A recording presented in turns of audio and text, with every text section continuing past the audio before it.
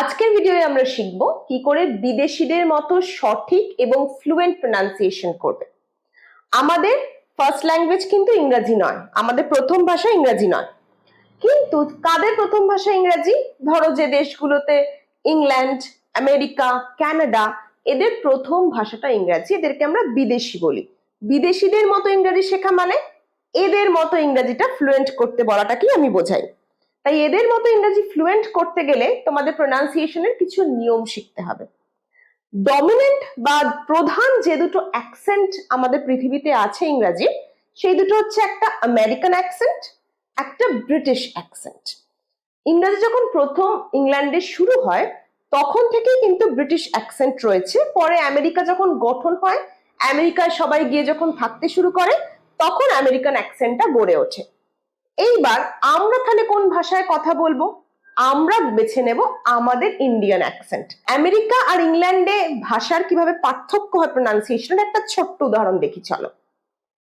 এই ওয়ার্ডটা হচ্ছে শেডিউল, এটাকে ইংল্যান্ডে বলে শেডিউল, আমেরিকাতে এই ওয়ার্ডটাকেই বলবে স্কেডিউল। আরেকবার, শেডিউল, স্কেডিউল। এরকম ছোট ছোট পার্থক্য কিন্তু প্রোনাউন্সিয়েশনের দেখা যায় দুটো দেশভেদে। কিন্তু তাহলে আমরা কোন অ্যাকসেন্টটা বেছে নেব?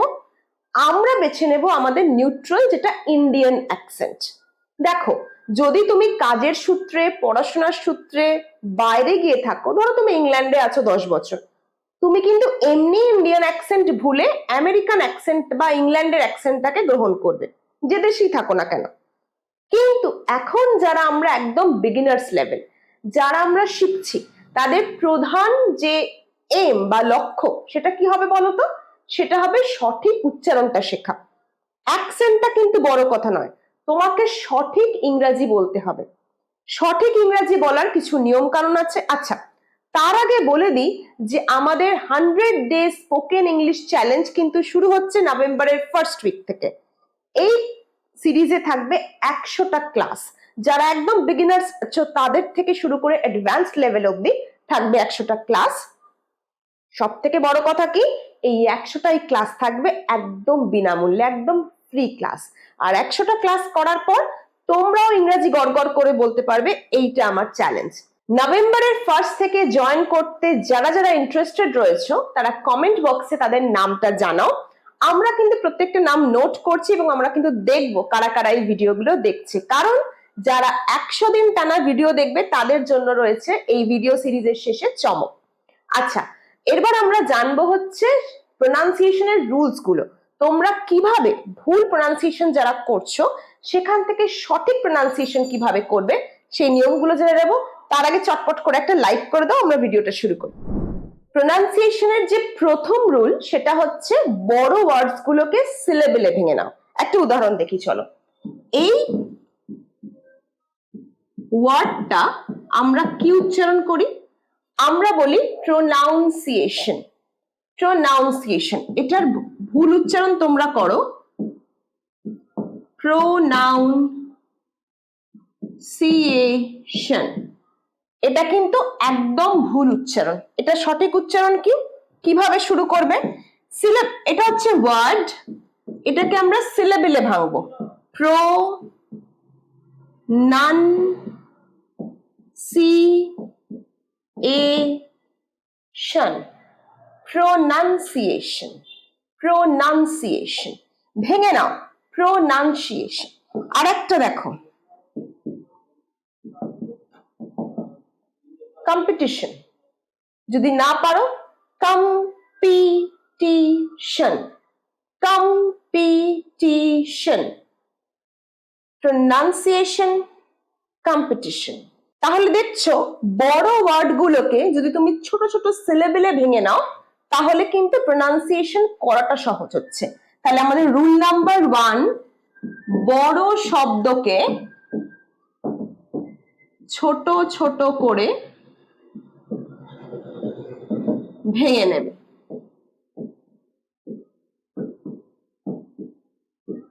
রুল নাম্বার 1, বড় শব্দগুলোকে ছোট ছোট সিলেবেলে ভেঙে নেবে। কম্পিটিশন, প্রোনাউন্সিয়েশন, এই ওয়ার্ডগুলো বড় ওয়ার্ড, এইগুলোকে আমরা যদি ছোট ছোট করে ভেঙে নিই, প্রোনাউন্স করার সময় কিন্তু অসুবিধে হবে না। এইটাই যখন আমি ভার্ব করব, মানে প্রোনাউন্স করা, তখন কি হবে বলতো? তখন কিন্তু হবে প্রোনাউন্স।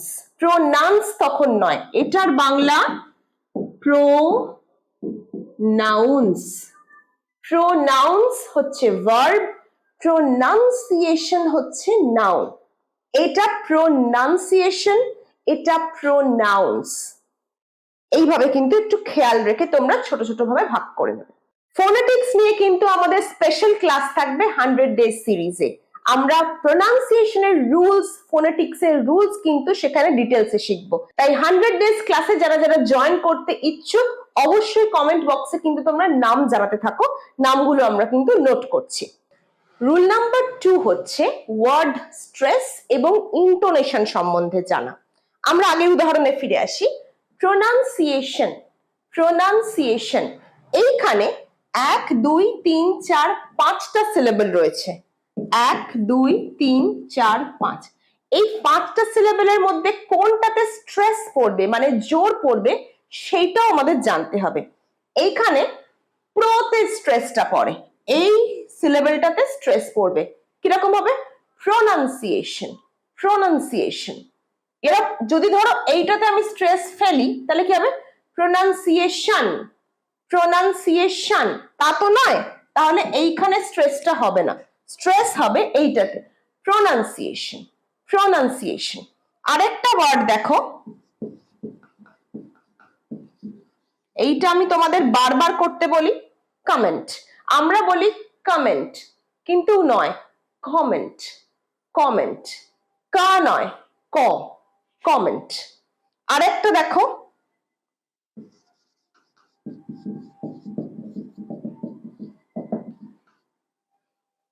কম্পিটিশন। তাহলে স্ট্রেসটা পড়ছে কমে। যদি আমি পি তে স্ট্রেসটা দিই, কি হবে? Competition, competition. তাই বলি কি? আমরা বলি না। তাহলে আমরা কোথায় স্ট্রেস দিই? কমে। 1 2 3 4, এখানে আমার 4টে সিলেবল রয়েছে, ফার্স্ট সিলেবলে স্ট্রেস দিই। কি প্রনাউন্স করি আমরা? কম্পিটিশন। কমে জোর পড়ছে, দেখো, কম্পিটিশন। তাহলে রুল নাম্বার 2 হচ্ছে আমাদের ওয়ার্ড স্ট্রেস শেখা, ওয়ার্ড স্ট্রেস। সাথে কি শিখবো আমরা? ইন্টোনেশন। ইন্টোনেশন হচ্ছে সেন্টেন্সে বোঝায়। একটা এক্সাম্পল দিই, চলো। would you like to come to me, বা would you like to come to my place? দেখো, একদম এইরকম ওপর নিচ করছে, হার্ট বিটের মতো। would you like to come to me, would you like to come to me? এইরকম যখন ওঠা নামা হয়, তাকে আমরা বলবো ইন্টোনেশন। ফোনেটিক্স এর ওয়ার্ড স্ট্রেস এবং ইন্টোনেশন কিন্তু ভীষণ দরকার প্রোনাউন্সিয়েশন কারেক্ট করতে। আর এগুলো ডিটেলসে কোথায় শিখতে পারবে? 100 ডে স্পোকেন ইংলিশ চ্যালেঞ্জে। তাই দেরি না করে সাবস্ক্রাইব করে ফেলো, নাম কমেন্টে জানাও, আর জয়েন করো আমাদের নভেম্বরের ফার্স্ট উইক থেকে 100 ডে স্পোকেন ইংলিশ চ্যালেঞ্জে। আর ভিডিওটা ভালো লাগলে একটা লাইক করে দাও, শেয়ার করে দাও। আমাদের রুল নাম্বার 3 হচ্ছে, যেটা তোমাদের করতে হবে, রোজ এক পাতা করে জোরে জোরে পড়া অভ্যাস করতে হবে। রুল নাম্বার 3 কি? রোজ তোমরা এক পাতা জোরে পড়া অভ্যাস করবে। এই অভ্যাসটা কিন্তু খুব প্রয়োজন, কারণ যখন তোমরা কিছু কিছু ওয়ার্ডের প্রোনাউন্সিয়েশন শিখে যাবে, তখন কিন্তু ভুল পড়লে নিজেরই কানে বাজবে, নিজেই মনে হবে ইস, এইটা তো এরকম প্রোনাউন্সিয়েশন নয়, এটার তো আমি ভুল করছি প্রোনাউন্সিয়েশন। তাহলে প্রোনাউন্সিয়েশন, রিডিং স্পিড, ইন্টোনেশন, এগুলো সঠিক করার একমাত্র রাস্তা হচ্ছে রোজ অ্যাটলিস্ট 5-10 মিনিট এক পাতা করে জোরে জোরে পড়বে। এর পরের যেটা করবে আমাদের রুল নাম্বার 4, সেটা হচ্ছে অডিও ক্লিপস, ভিডিও, নিউজ, এগুলো ইংরেজিতে শোনা অভ্যেস করো। যখনই ইংরাজি শুনতে থাকবে, তখনই বিভিন্ন ওয়ার্ডের কিন্তু প্রোনাউন্সিয়েশন তোমরা বুঝতে পারবে। রুল নাম্বার 4 কি? অডিও, ভিডিও ইংলিশে শুনবে, নিউজ শুনতে পারো, কার্টুন দেখতে পারো, যে কোনো অনুষ্ঠান, ভিডিও হোক, অডিও হোক, গান শুনতে পারো, ইংরেজিতে শোনা অভ্যেস করো। অনেক প্রোনাউন্সিয়েশন যেগুলো তুমি ভুল জানো সেগুলো কিন্তু এখান থেকে রেকটিফাই করতে পারো। আমাদের লাস্ট রুল নাম্বার 5 হচ্ছে এরপর রেকর্ড করবে নিজের স্পিচ। ধরো তুমি এক পাতা কিছু পড়লে, সেই এক পাতা ফোনে রেকর্ড করবে। প্রত্যেকের ফোনে এখন রেকর্ডার থাকে, ফোনে রেকর্ড করে নিজে চালিয়ে শুনবে। তখন দেখবে যে আমরা আমাদের অনিচ্ছাবশত যে ভুলগুলো উচ্চারণ করে থাকি, সাবকনশিয়াস মাইন্ডে যেগুলো গেঁথে গেছে আমাদের, যে ভুল উচ্চারণগুলো আমরা আনমনেই করে চলি, যখন তুমি সেটা রেকর্ড করে শুনবে তখন বুঝতে পারবে যে ভুল উচ্চারণ করছো। যখনই বুঝতে পারবে ভুল উচ্চারণ করছো, আবার তাহলে উচ্চারণটা ঠিক করার জন্য অভ্যাস করতে হবে। যদি আজকের ভিডিও ভালো লাগে লাইক করবে, বন্ধুদের সাথে শেয়ার করবে, কারণ একা একা শিখলে কিন্তু মজা আসে না। আর অবশ্যই কমেন্টে জানাবে কেমন লাগছে। তোমাদের কমেন্ট কিন্তু আমাকে ভীষণ এনকারেজ করে। দেখা হচ্ছে পরের ভিডিও।